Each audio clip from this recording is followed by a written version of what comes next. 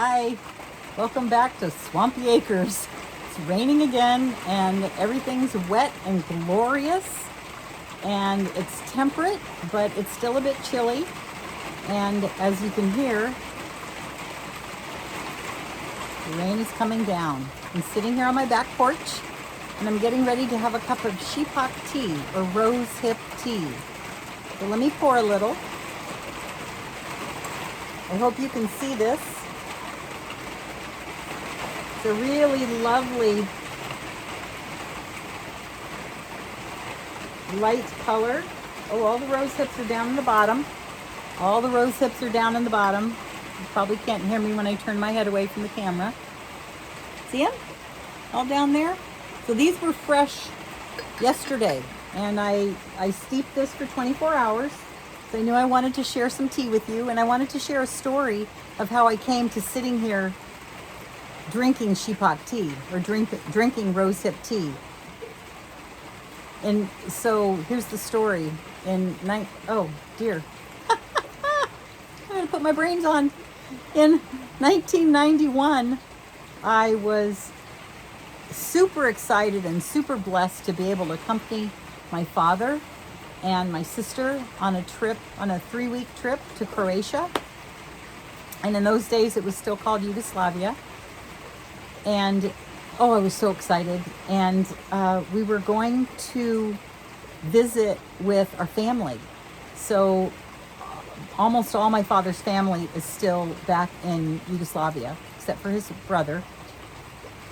And of course, his father and mother were here, who immigrated in the early 1900s. But nonetheless, we went and we visited all the uncles and the aunts and the cousins, and we were able to actually go to the Hamlets where both my grandmother and grandfather were born and lived before they came to the United States in the early 1900s.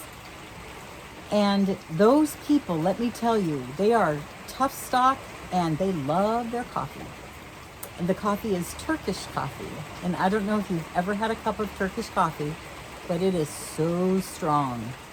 They grind it in a hand grinder forever because they grind it to a powder. And when you steep that kind of coffee, it is so strong. And so after the first 4 or 5 or 6 cups, my sister and I had a huddle and said, we got to figure out what else we can drink because this coffee is just too much. We're like all jittery all the time. So we just said we can't have any more coffee. And so they wanted to offer us something. And so we began to be offered tea. And the tea of the day was rosehip tea or Sipak tea. And we said, yes, we'll take it. I wasn't familiar with it.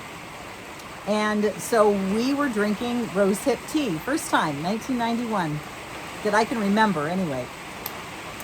And it was so delicious and it was so soothing and it was so the perfect thing for us. It's exactly what we needed. And so I feel like there was a healing quality in there that allowed us to relax into the moment just because it was of the land that we were visiting. It was of that culture. And moving ahead to 2009, I had the opportunity, I hope you can hear me over the rain. I had the opportunity to take care of my father's 1-acre botanical garden.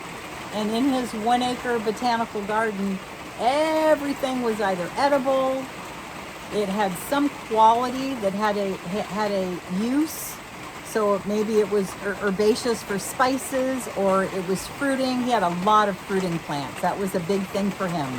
And because he was in Southern California, it was temperate. He could also grow tropicals. He had a lot of tropical plants. He also grew a lot of psychotropics.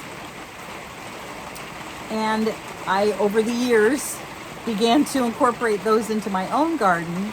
But after I had that 2-year opportunity to be in his garden, tending his plants, learning about his plants, I made a plant list. There were over 350 different species of plants on that property and probably more that I missed. I plant tagged things. I made a a map of the garden. And at the same time I was doing all that, I was repairing the house, getting it ready for sale, sorting through family heirlooms and this and that.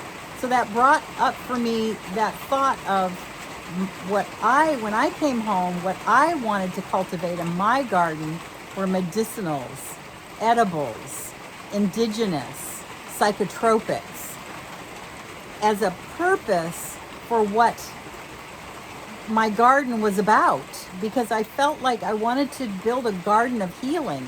And what exactly did that mean to me? So over the years, I've been exploring that and developing that and planting whatever I can get my hands onto that will either survive or that I can maintain, I can baby along. But all that to say, here we are in this gloriously raining afternoon in my property, which I call Swampy Acres. I love the water, by the way. It feeds the aquifer. It waters all the plants. It gives the trees a nice deep drink. But all that to say, here we are drinking, in a sense, it's like nectar of the gods. I mean, you know, you can say that about anything that comes from a garden, because it's nature's way of providing us healing, bringing us back to our center, giving us sustenance. And how glorious is that, to be working with plants in that kind of a way? So I just wanted to share that little thought with you and share some tea and try a new camera angle and see how I can do this and just explore and have an adventure together. So thank you for stopping by, as my words can't come out, stopping by and having this little adventure with me and this cup of tea. So have a wonderful day, and I appreciate you. Bye now.